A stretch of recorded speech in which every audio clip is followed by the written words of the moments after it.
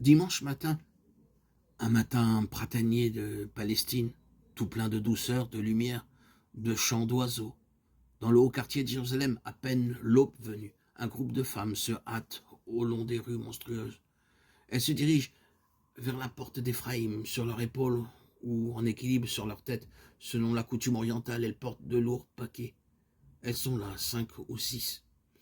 Nous en reconnaissons plusieurs. Marie-Madeleine, surtout celle qui jadis a versé du parfum sur les pieds de Jésus vivant. Et ce sont des parfums qu'elle apporte avec elle pour Jésus mort. C'est là une coutume de tout l'Orient de mettre autour des morts des substances odoriférantes et des drogues qui empêchent la pourriture. En Égypte même, vous vous en souvenez, on embaumait les morts. Voilà pourquoi les pieuses femmes montent au tombeau le dimanche matin, le vendredi soir. On n'a pas eu le temps de déposer dans le sépulcre assez d'aromates. Le samedi, on n'a rien pu faire parce que c'était jour de sabbat, où tout travail se trouvait interdit.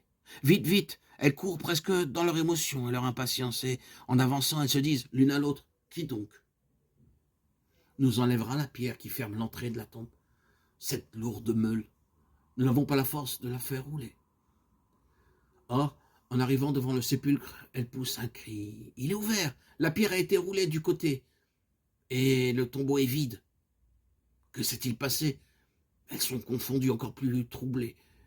Mais au bord du tombeau, quelle est cette forme lumineuse? On dirait un jeune homme, un merveilleux guerrier. Ses vêtements étincellent comme de la neige au soleil.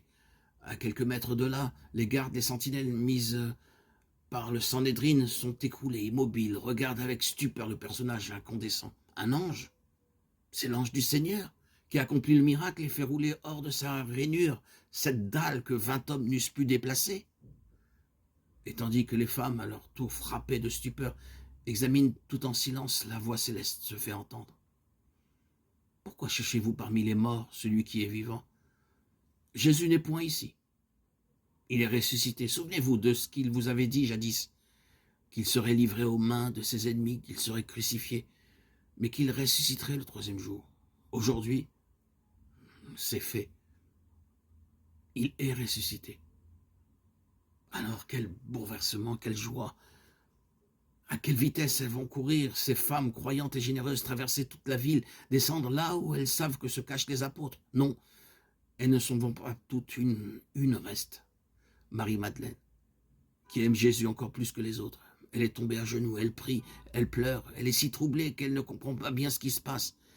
Les gardes ont fui, elle est seule. À travers ses larmes, elle perçoit une forme humaine qu'elle ne reconnaît pas. Elle s'imagine que c'est quelques ouvriers, quelques jardiniers du cimetière. Et soudain, elle s'entend appeler par son nom. Marie, la voix du maître. Elle lève son visage ruisselant de larmes, au comble de l'émotion et de la joie. Elle ne trouve rien d'autre à répondre qu'un mot, un seul mot, Seigneur. Non, elle ne peut rien dire. Il est là. Il est ressuscité. À ce moment, du bruit se fait entendre du côté de la porte de la ville. Les apôtres arrivent.